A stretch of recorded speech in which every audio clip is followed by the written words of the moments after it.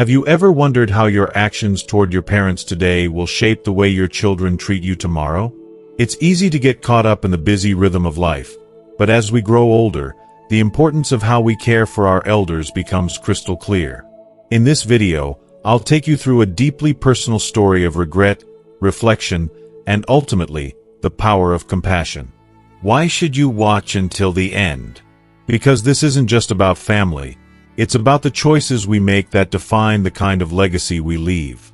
The way we treat our parents now, especially when they need us the most, directly impacts the relationships we'll have with our children in the future. This video isn't only for those who are caregivers or parents. It's for anyone who wants to understand the true meaning of family, love, and respect. By the end, you'll see why small acts of kindness can change everything. You'll gain insight into the cycles of family dynamics and how breaking a simple, yet powerful, habit can change your perspective on life, love, and duty. Stick with me, because this story might just make you rethink how you treat the ones you love. If you are not subscribed, I recommend subscribing and activating the notification bell so you don't miss any videos. Your support means a lot to me, and if you enjoyed this video, you can help me continue spreading the valuable lessons by liking and sharing it. If you like the topic of this video, please comment 1. If you don't, please comment 0 to let me know how I can improve and make better videos for you. Now, let's begin. The quarrels between a husband and wife, especially as they grow older, can become an unbearable weight, gradually eroding the warmth that once defined their relationship. In the case of Sister Van Nock from Hoan Kiem, Hanoi, this is an all-too painful reality. Her husband, who lives over 10 kilometers away, has a work schedule that isn't too demanding, yet he is rarely home. Despite this, Sister Nock, who has always tried to maintain close family bonds, can only manage to visit her parents once a month, a fact that has grown more and more difficult as the years pass. She longs for family reunions, those precious moments when her children gather together during weekends or holidays. But what should be a time of joy and connection is instead marred by constant, exhausting arguments between her parents. Every time she steps into their home, it's like walking into a battlefield. Her mother and father, once so harmonious and filled with mutual respect, now clash relentlessly, their accusations and grievances echoing through the walls. It's heartbreaking to witness. Her father, a man who was strict and commanding throughout his life, still insists that his word is final, that his decisions are unquestionable, no matter the cost. On the other hand, her mother, who once radiated gentleness and patience, can no longer tolerate the years of tension. Though her patience was a pillar for their family in the past, it's now worn thin. The calm serenity they once shared has been replaced with an undercurrent of resentment, and what once seemed like a solid marriage is now fragile and frayed at the edges. Sister Nock often finds herself frustrated and helpless. She recalls a particularly painful dinner, when her father, irritated by the blandness of the food, snapped, "Didn't you know there's no money for salt? This soup tastes like water." Her mother, already exhausted from the constant tension, retorted sharply, "If you can't handle bland food, cook it yourself." But that was just the beginning. Her mother, trying to make light of the situation, reminded him, "You never listened to the doctor's advice about eating bland food. Are you trying to meet the ancestors sooner?" Her father's response was swift and harsh. "You're the one cursing me." Sister Nock has seen this dynamic so many times. Every visit, every meal together, there's always a fresh argument to poison the atmosphere. She remembers another time when they were all gathered at home. Her father, always the quiet observer, sat in silence, while her mother scolded the grandchildren for eating from the pot. Her father, ever the critic, couldn't help but add, "The child's too small to understand manners. But look at us, adults who can't even eat properly, and we expect children to follow the rules." It was always the same. Her parents would argue, the words would sting, and the warmth of family would vanish into thin air. It made every visit feel like a chore, a painful obligation, rather than a chance to create memories with loved ones. The weight of these arguments extends far beyond just the household. Even as they walked down the street, the neighbors can sense the tension. It's impossible not to notice. The once vibrant family atmosphere now seems tainted, with gossip swirling around the block about the latest conflict. Sister Knock, tired and disheartened, has suggested time and again that her parents try to live more harmoniously, to find a way to let go of the bitterness. But each time, they agree in the moment, only to slip back into their old patterns. It's like watching someone struggle to change, but always falling back into the same destructive habits. In contrast, Antoine's parents, though in a similar stage of life, face a different kind of struggle. His father, once a brilliant director of a large corporation, had a commanding presence. He was admired and respected, his influence spreading across his many employees. But after retirement, the world he had known for so long started to fade away, and the silence at home became deafening. His wife, who was also aging, found herself growing increasingly critical of him. She couldn't stand the sight of him receiving compliments from younger women, and the jealousy that simmered within her only deepened the cracks in their relationship. The man who once commanded respect now faced a barrage of criticism, not only from his wife but also from their children, who tried, in vain, to mediate. The more they aged, the more the tensions escalated. Arguments became more frequent, less about the world outside and more about the unspoken frustrations building between them. Their cold wars, silent battles, were no longer just between them. Their children, caught in the middle, struggled to find a way to make peace. But the more they tried to fix it, the more the gap between the couple widened. The frustration of being unable to heal the wounds was almost unbearable. Experts, like Dr. Din Doan, a psychologist, point out that not all marriages are destined for happiness simply because the couple grows old together. In youth, the distractions of work, raising children, and managing life's challenges often mask the deeper issues within a marriage. But as couples age, those distractions fade, leaving only the raw truth of their relationship. Without external demands to divert their attention, the small irritations that once seemed insignificant begin to fester and grow, leading to a constant, unresolved tension. These conflicts, whether they're loud arguments or silent wars, become the defining feature of a couple's later years. It's a painful reminder that, as much as we hope to grow old with someone we love, the reality of aging together often brings more challenges than we ever anticipated. Psychological experts often say that the emotional dynamics between couples evolve significantly as they age. In the younger years of a relationship, passion runs high, and conflicts tend to be loud and intense, fueled by raw emotions and the urgency of youth.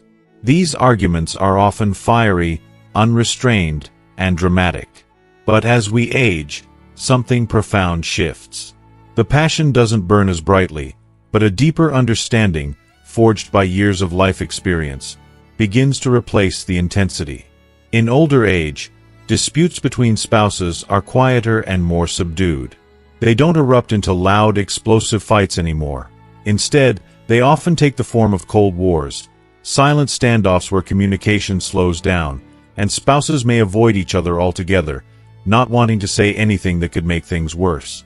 It's as though the weight of time, of knowing each other so well, makes silence feel like the safest option, even if it's emotionally painful. But it's not just within the home that these changes happen. Society, too, has a responsibility to support older adults. Experts suggest that there should be more job opportunities and social outlets for elderly individuals, to help them maintain a sense of purpose and belonging. The reality is that many older adults begin to feel like a burden, or worse, like they no longer matter. If society could foster more inclusive spaces for the elderly, places where they can contribute meaningfully, whether through work or socializing, perhaps they wouldn't feel as isolated and disconnected. Children, too, need to play an active role in supporting their aging parents. Encouraging them to stay physically active, join clubs, and take part in community activities can help stave off the physical and emotional stagnation that often leads to frustration and, inevitably, more conflict. If you are still watching this video and find these lessons useful, please comment 1 below to let me know that you are still here with me. In the context of family life, conflicts between spouses are unavoidable. It's natural. It's human. But as we grow older, it becomes ever more crucial not to burden our children with our disagreements. The truth is that too much of this emotional baggage can destroy the delicate balance of family harmony. No matter how much we trust our children, sharing too many details about the problems between us and our spouse can make them feel uncomfortable, torn, or even resentful. The last thing we want is for our children to feel like they have to choose sides. If a marriage is fragile, it can create an unbearable tension that could pull the entire family apart. Children might start harboring negative opinions about one or both parents, and those opinions can fester, creating a toxic atmosphere for everyone involved. It's better, then, to resolve our conflicts privately, as delicately and respectfully as possible, preserving the peace for the sake of everyone's emotional well-being. This brings us to the story of Mr. Jung, a 69-year-old man who has experienced more than his fair share of struggles. Mr. Jung's life had once been filled with the vibrancy of a thriving family. His son and daughter were his pride and joy. But after his wife passed away a decade ago, he found himself alone in the countryside, a shadow of his former self. The isolation was overwhelming, and his health, too, began to decline. When he fell ill or suffered injuries, no one knew. There were times when he couldn't see well enough to care for himself, and the local doctor diagnosed him with cataracts, advising him to go to the city for surgery. The decision to seek help was difficult for him, especially since his children lived far away. With no other option, he made the journey, taking the bus to the city to find his son. But when he arrived, he was met with coldness. His son, now successful and busy with his own life, greeted him with indifference, offering only a small amount of money for his cataract surgery. When Mr. Jung explained that he couldn't afford the procedure, his son's response was blunt: "You'll have to ask your daughter for the rest." Stunned and hurt by his son's lack of empathy, Mr. Jung found himself crying, not just from the physical pain, but from the heartbreak of realizing how distant he had become from his flesh and blood. In his despair, he called his daughter, who, although initially upset, eventually sent the money. However, her words stung even more. She scolded him for having spent all his savings on his son over the years. This moment marked a painful realization for Mr. Jung. When he was younger, he was capable and independent, and even started a small business that allowed him to save some money for his future. But in his quest to provide for his family, he had made a grave mistake. He had been open about his finances with his son. He thought that since his wife was gone, his son would be the one to take care of him in his old age. He trusted his son completely, revealing everything, including the amount of money he had saved up. But that trust was misplaced. The son, seeing his father's savings, began to ask for money whenever he needed it, whether it was for buying a car, a house, or paying school fees. Mr. Jung had always advised his son to be independent in managing his finances, but his son's response was chillingly dismissive. "With so much money saved, isn't it for me to spend?" In the end, Mr. Jung's pain wasn't just physical, but emotional. His experience highlights a bitter truth. As we grow older, we must be careful not to let our vulnerability lead to being taken advantage of. Our savings, our dignity, and our well-being should never be compromised just because we're in need.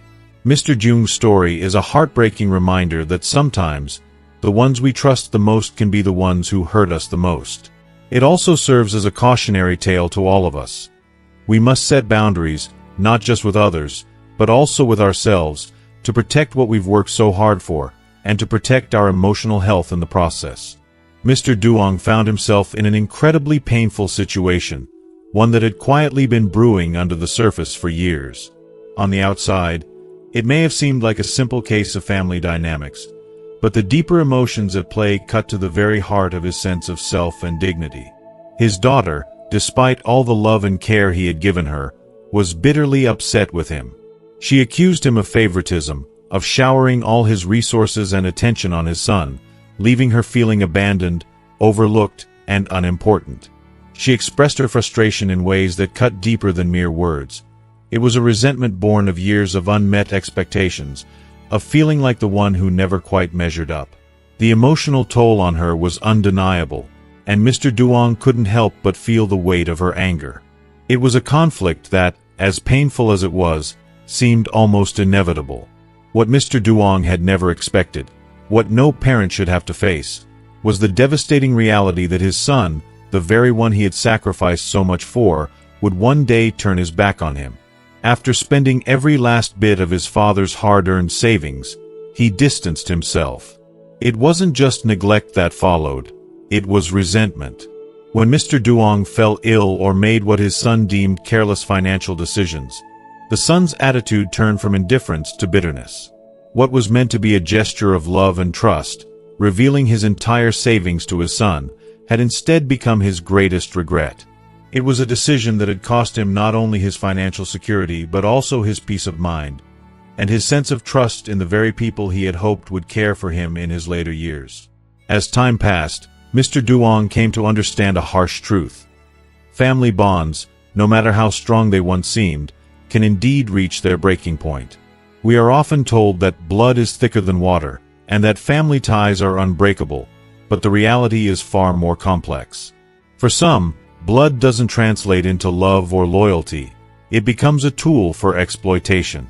The raw, painful truth is that there are those in our lives who are only interested in what they can gain from us. No matter how much love and care we give them, they remain indifferent, seeing only an opportunity rather than a connection. And in the end, it is we who bear the emotional cost. The more we give, the more we risk. It's a cruel paradox. Our deepest acts of love and generosity can sometimes leave us vulnerable and exposed, while those who we trust most walk away, leaving us alone and hurt. This is why, in our later years, we must never lose sight of our self-worth and security. As we age, we grow weaker, not just physically but emotionally, and it becomes so easy to fall into the trap of relying too heavily on others. But in doing so, we risk losing not just our independence but our dignity. The hardest lesson Mr. Duong had to learn was that savings, not just love, provide us with the strength to face the inevitable challenges of aging. Financial security becomes a shield, something to protect us, a source of confidence, a way to stand firm in the face of life's uncertainties.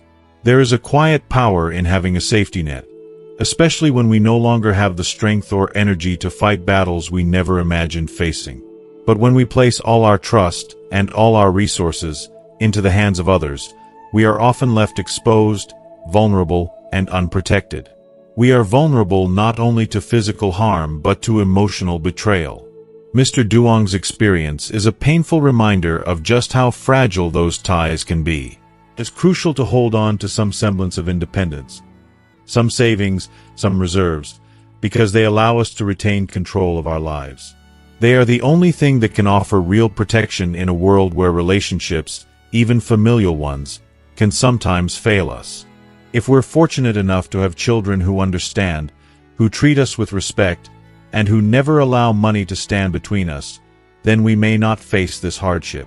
But the truth is that not all families are built this way, and not all relationships are as unconditional as we hope them to be. So we must always ask ourselves, what happens when we place too much trust in others? The answer is often a quiet, aching regret. A regret that, like Mr. Duong, we might find ourselves living with for the rest of our lives, watching our later years slip into sorrow and disappointment. It's a lesson learned too late for some, but one that, if remembered, could save us from the heartbreak of betrayal. The third situation revolves around a matter of preferential treatment, and it carries with it a weight of emotional complexity. A wife shared a deeply personal and somewhat painful story about her marriage, revealing layers of her heartache, disappointment, and confusion. She said, "I've been married for 10 years now. It hasn't been easy, but we've fought through the hard times together, side by side. My in-laws are retired intellectuals, well-educated, accomplished people. When we first got married, my husband and I had just graduated from college, and his younger brother had just started university. Back then, we were all trying to make our way in the world, figuring things out, but it was clear that my in-laws had certain expectations. They would often talk about my brother-in-law's needs, how he wanted a new laptop, or how he was trying to learn Japanese. The conversations always ended the same way. My husband would offer to send him some money, even though we were far from financially comfortable. It wasn't easy, but he always did it. But beneath the surface of what seemed like a well-meaning gesture, the wife began to sense something unsettling. I couldn't ignore how my husband acted when it came to his parents. It became so clear over time that he didn't want them involved in the important moments of his life. For example, when he graduated with his master's degree, he kept it a secret from them. I'll never forget how hurt I felt when I learned that. He had been so proud of his achievement, yet he kept it to himself, unwilling to share that milestone with the people who should have been there celebrating with him. When he had a car accident, or when something in the house needed repairs, he never once considered asking his parents for help. My mother-in-law would often call my parents and mention these things, but the reaction from them was always so detached, so unenthusiastic. It was as if they were emotionally distant, offering no comfort, no warmth. The wife's pain deepens as she recalls a particularly traumatic time. When my husband had the accident and had to be hospitalized, I was beside myself.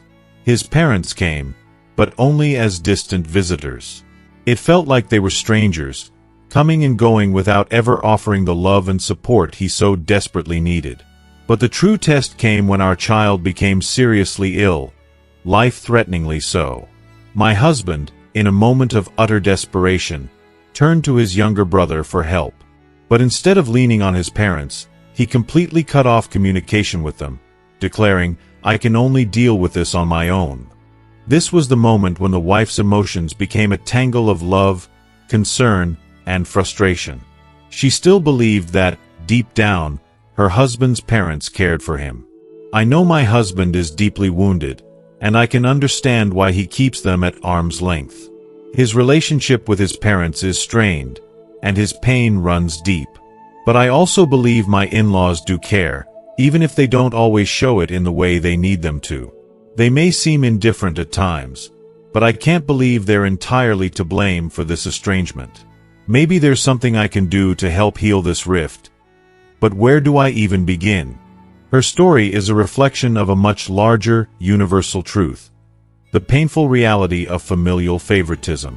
Ladies and gentlemen, we may all have parents with hands that are either long or short, capable of love, but not always able to distribute it equally. In large families, it's nearly impossible for parents to treat every child with absolute fairness.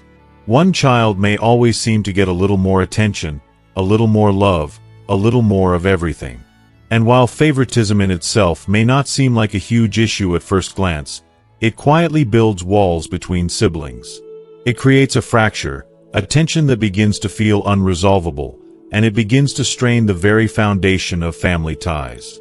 I've seen it firsthand. When parents are too focused on one child, the others feel neglected, left out, and over time, even resentful. This emotional distance only deepens, and what starts as a minor issue can easily escalate into a complete breakdown of family relationships. Some people even sever ties with relatives completely because they feel so unfairly treated, so unloved. This is the painful, heartbreaking truth the wife was trying to come to terms with. In the end, it's the parents' responsibility to carefully consider the emotional impact of their actions, to weigh how their decisions affect the balance of love and fairness in their family. Parents should never take for granted that their actions won't leave scars, especially when it comes to the delicate relationships between siblings. The smallest gesture of favoritism can shatter everything. Things may never be the same again. She knows that with a little more understanding and a little more thoughtfulness, things might be different. But in her heart, she also understands the deep, irreparable nature of some wounds. This story is a reminder that families are not just about blood relations, but about the way we nurture and protect those ties, especially when things get complicated. Favoritism is an emotional minefield, one that can cause lasting damage if left unchecked. And as much as we wish we could heal every wound, sometimes we have to face the reality that some rifts are simply too deep to mend.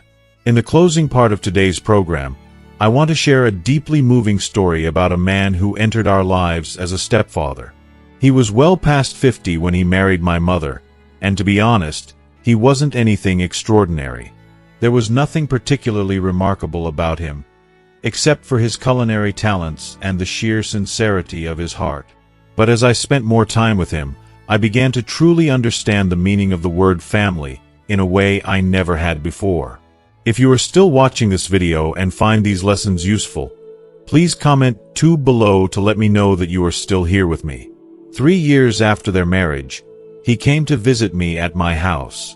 When I compared him to my biological father, he seemed so ordinary. He didn't have any outstanding traits, no grand accomplishments to boast of. Yet, what he lacked in external markers of success, he made up for with something far more profound. My mother, who was well into her 50s at the time, needed someone to walk alongside her as she entered the later years of life. For people over 50, the expectations for a partner tend to be simpler and more grounded. It's not about flashy careers or material wealth, but rather the depth of character. And in this regard, my stepfather was more than enough. He was known far and wide for his honesty, his genuine sincerity, and his warm heart. When my mother first met him, he was incredibly nervous. He knew that, by societal standards, he didn't have much to offer. His home was small, his salary modest, and he was, after all, a retired worker. His son, newly married, only sought his help occasionally, and that was about all the connection he had.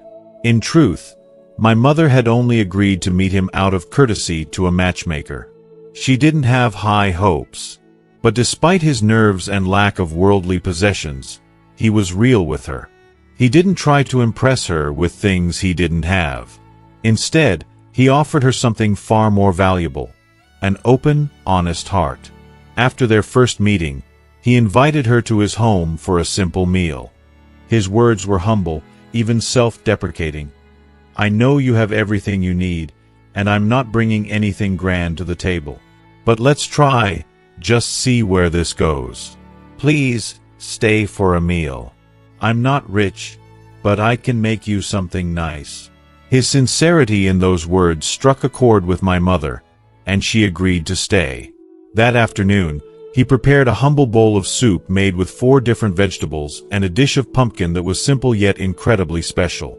When my mother sat down to eat, she was moved by the meal in a way I couldn't quite describe. It wasn't just the taste. Though the soup was delicious, the pumpkin dish was surprisingly flavorful. It was the care, the thoughtfulness, the feeling that went into it. He didn't have much, but what he did have, he gave freely and fully. My mother didn't want to put her chopsticks down. She lingered over the meal, savoring each bite as though she were tasting more than just food. She was tasting the genuine affection that came with it. Before she left, he looked at her with the same honesty in his eyes and said, "If you ever want this meal again, just come by. I may not be rich, but cooking this pumpkin dish, it doesn't take much effort, and I'd be happy to make it for you." In those simple words, I saw everything that mattered. It wasn't the wealth, the status, or the grand gestures that made a family.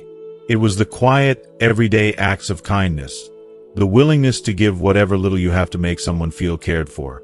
My mother found something rare in him, not just a partner for her old age, but a person who would always make sure she felt valued, seen, and loved. And in turn, I learned that family doesn't always look the way we expect it to. Sometimes it's just about 2 people.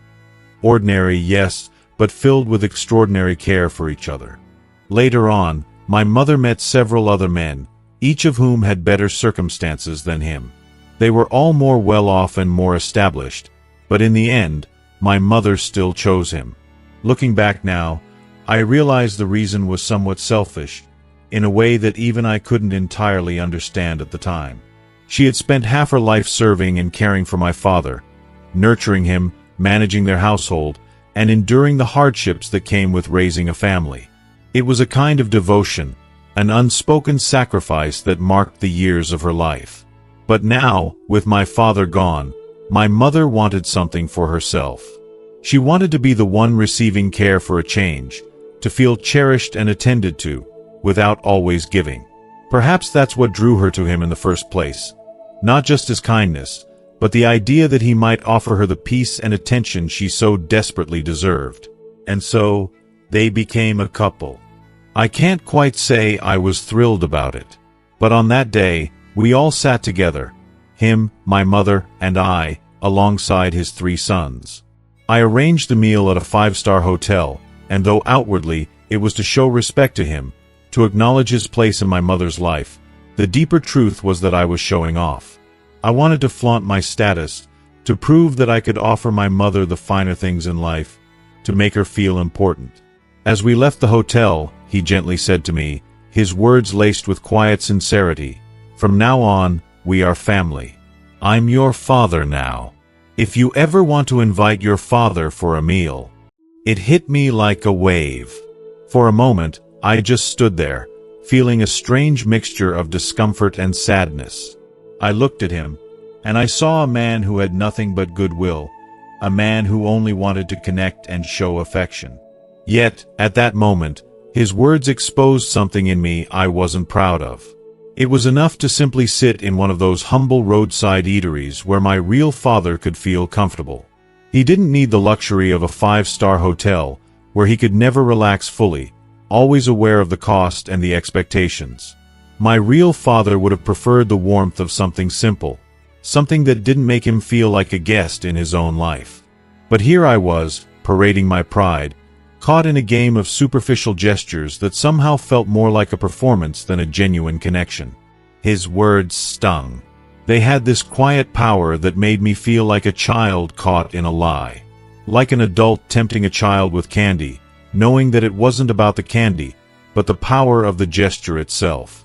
It was shameful, and I felt it deep in my chest. I couldn't bring myself to say anything in return because, deep down, I knew the truth.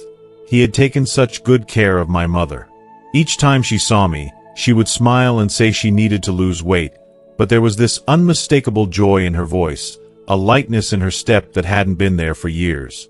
It was him, the man I couldn't fully accept, who had given her this gift of happiness.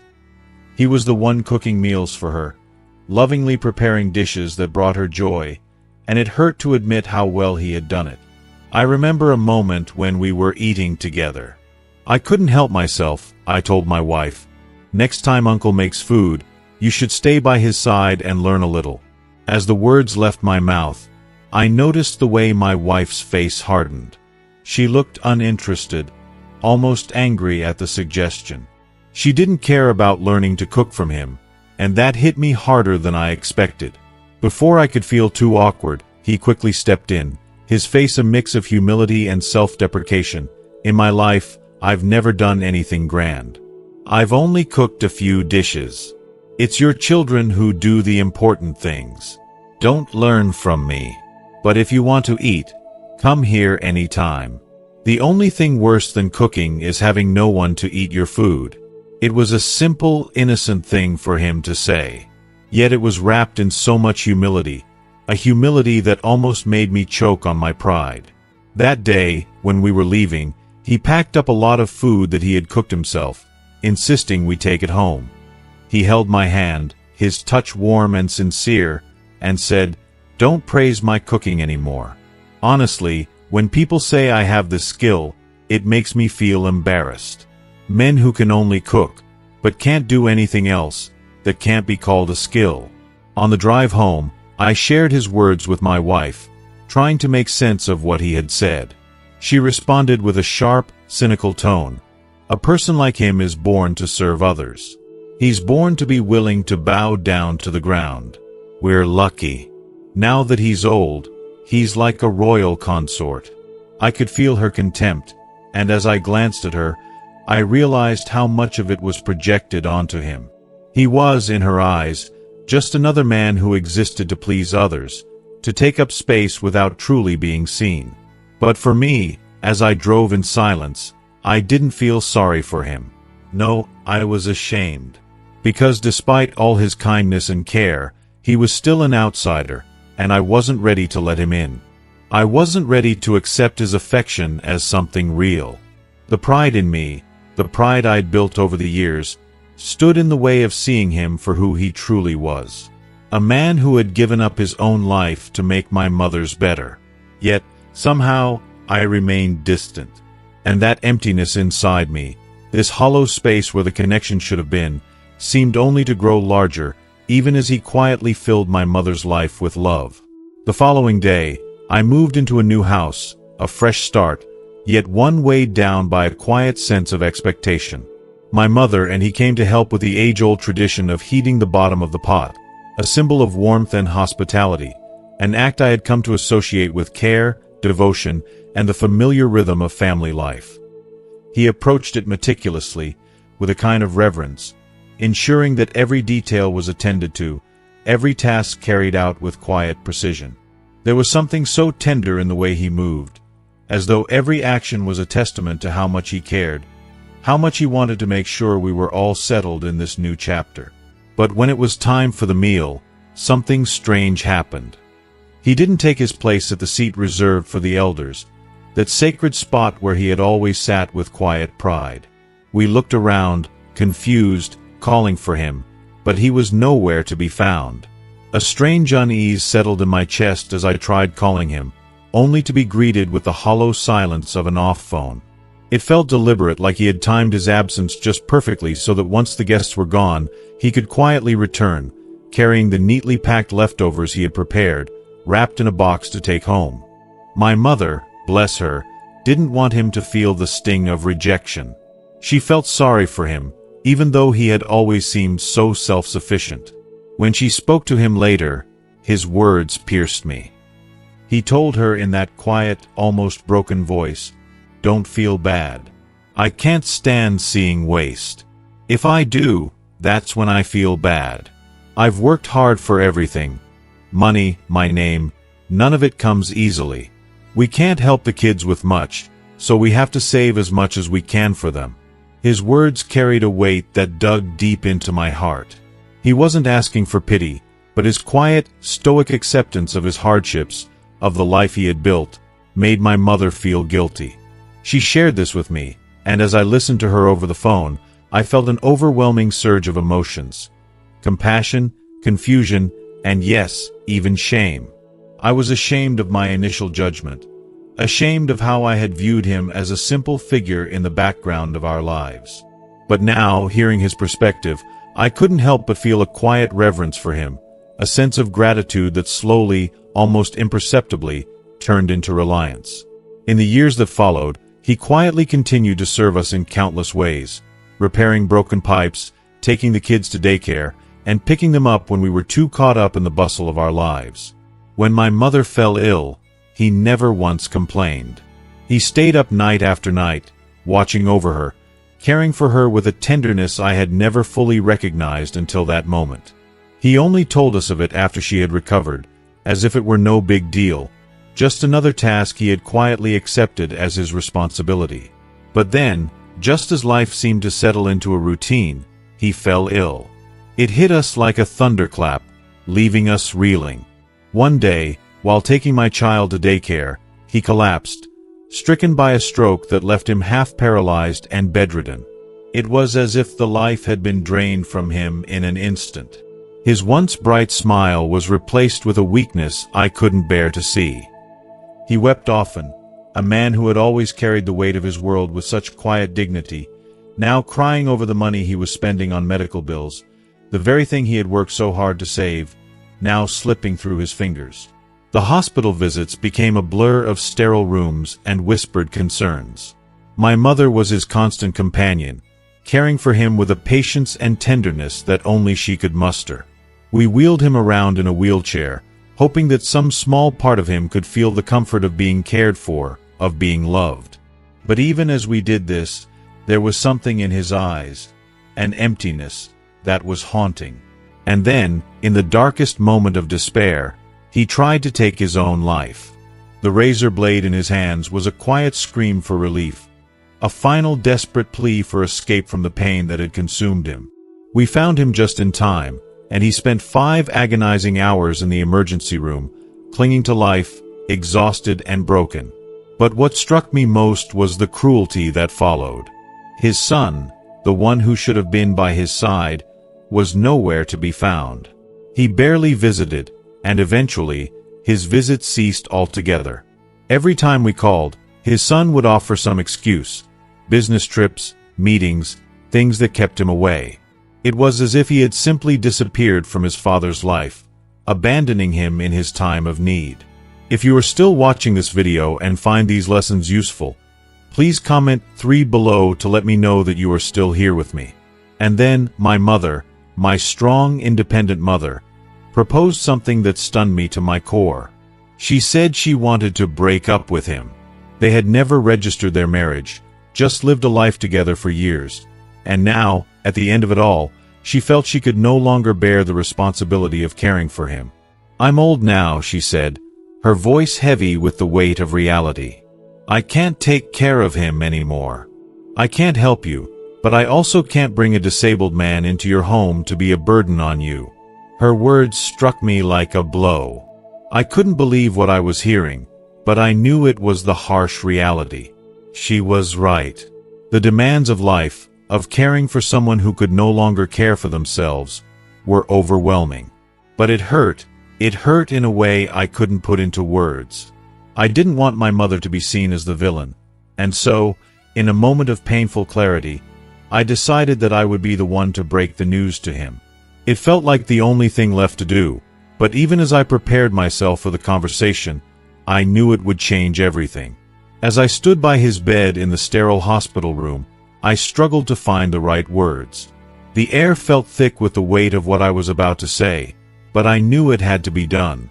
I looked at him, tears already welling in my eyes, and I said softly, "Uncle, my mother is not doing well right now." The moment those words left my lips, his eyes filled with tears once again, and my heart twisted in a way I can't fully describe. I could see the vulnerability in his face, the sadness, and the helplessness that mirrored my own. I had to brace myself, for what I was about to say was not easy, not for him, and certainly not for me. "You know," I continued, my voice trembling, "my mother is getting older, and you've seen how she's been with you over the years. But we both know that her health is not what it used to be, and we need to face that reality. I can't be there for you in the way you need me to all the time because of work and other responsibilities. So, after you're discharged, I think it might be best if you return to your place. I'll hire a nurse to take care of you, someone who can help when I can't be there. Don't worry about the cost, I'll take care of it.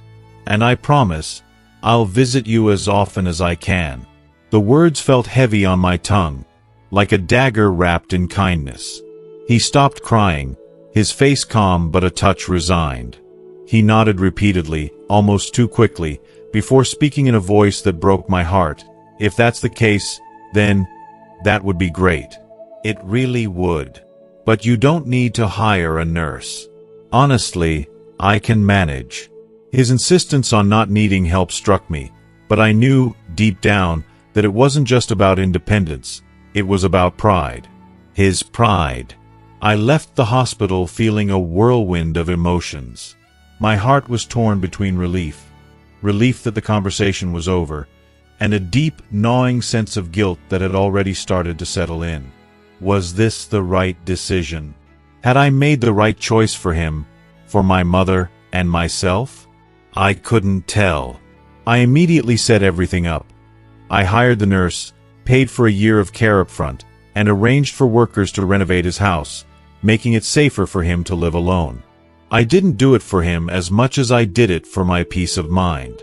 It was as if the actions were meant to soothe my heart, to ease the burden of guilt that weighed on me. When he was discharged, I didn't go to pick him up.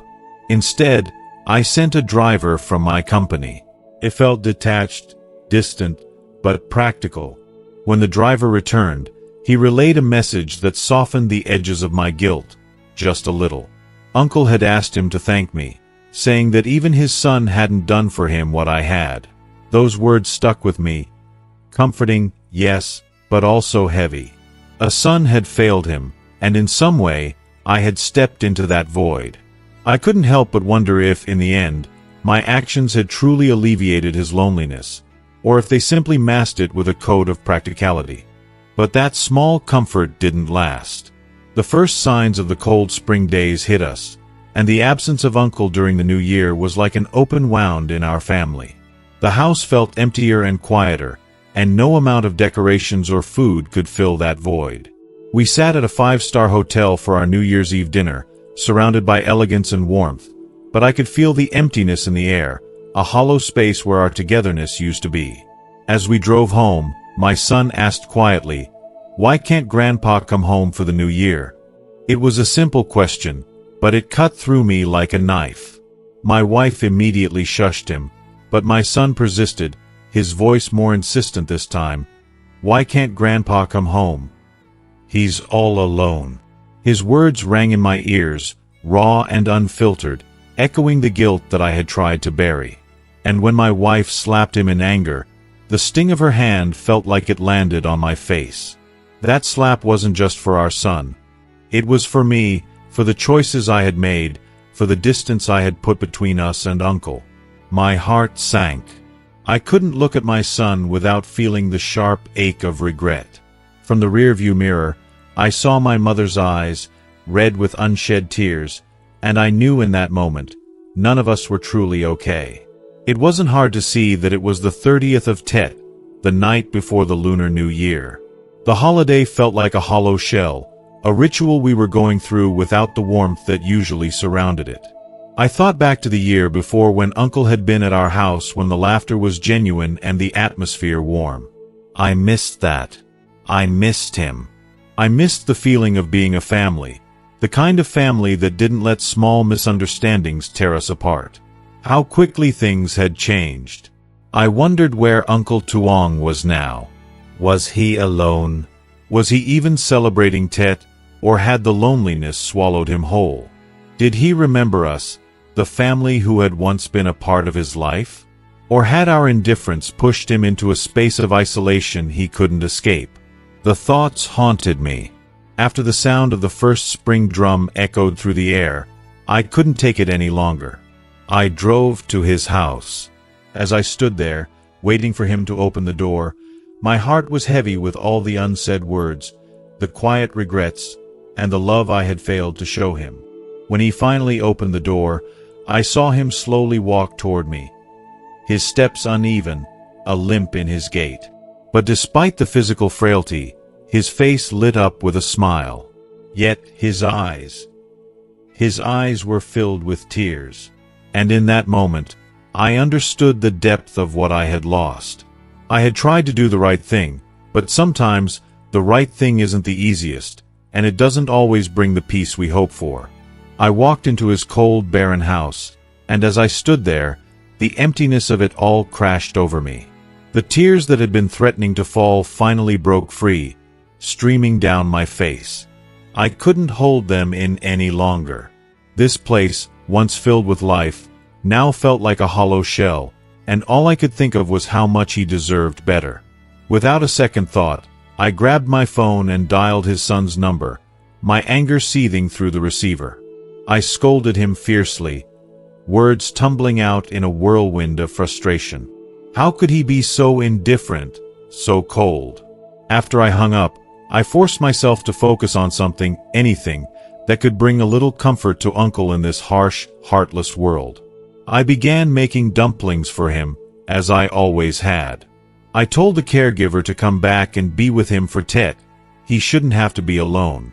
I'd already prepared enough breakfast to last him until the 15th, but it felt like I could never do enough for someone who had given so much to others, and yet was left to face his final years abandoned and forgotten. In my heart, I blamed my mother for letting things spiral this far. How did it get to this point? How could a family turn their back on someone who had once been there for them? I forced myself to continue making the dumplings, but my tears mixed with the flour. Each bite of food I prepared for Uncle was a reminder of the pain and loss that filled this house.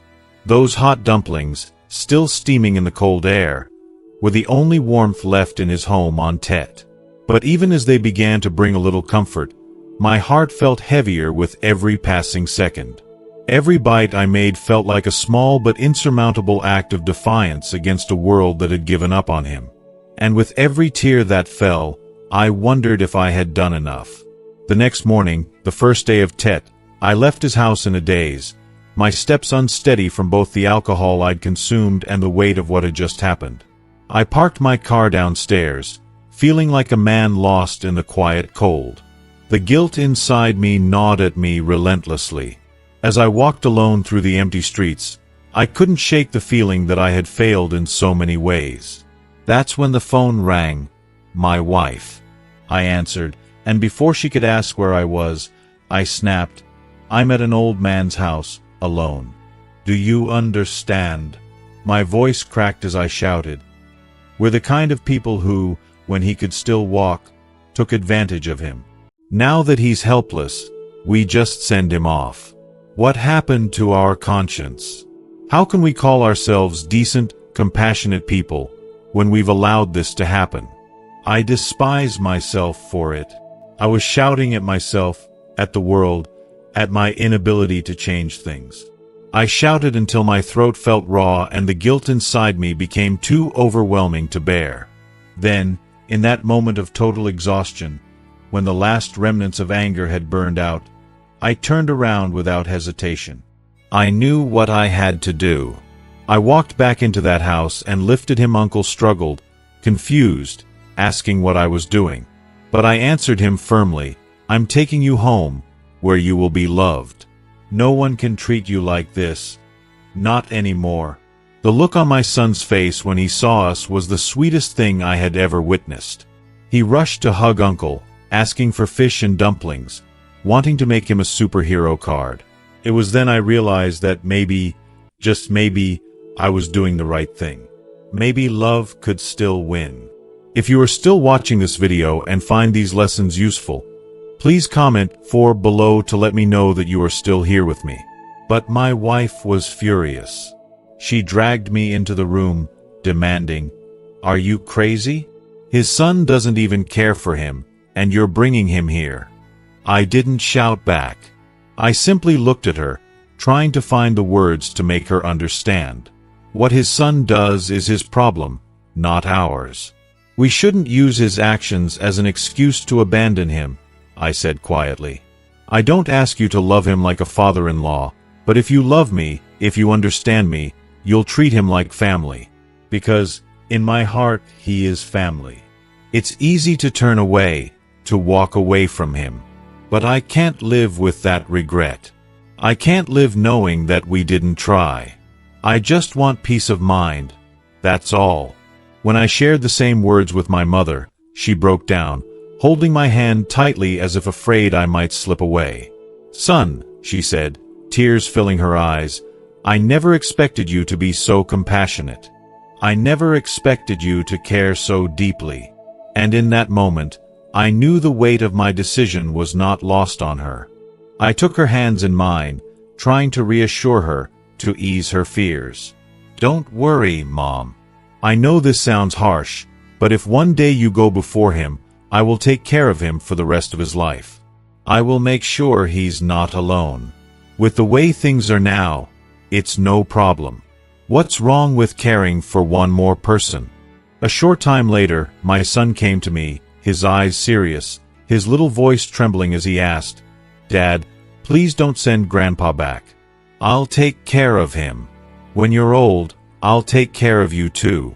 I pulled him into my arms, and my heart soared, overwhelmed with relief and love.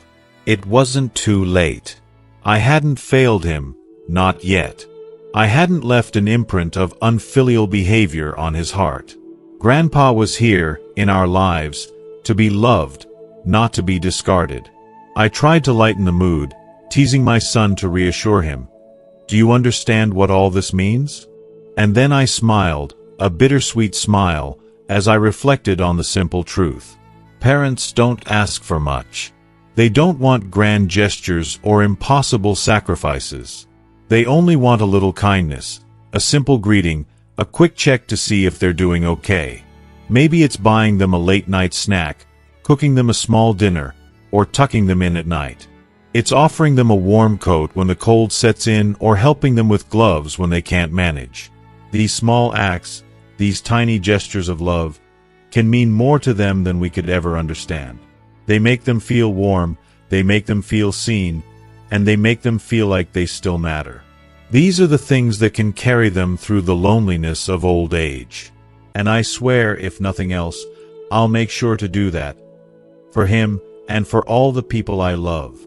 As we come to the end of this journey, I hope you've been able to reflect on the deep, often unspoken truths about caring for the ones we love, especially as they grow older.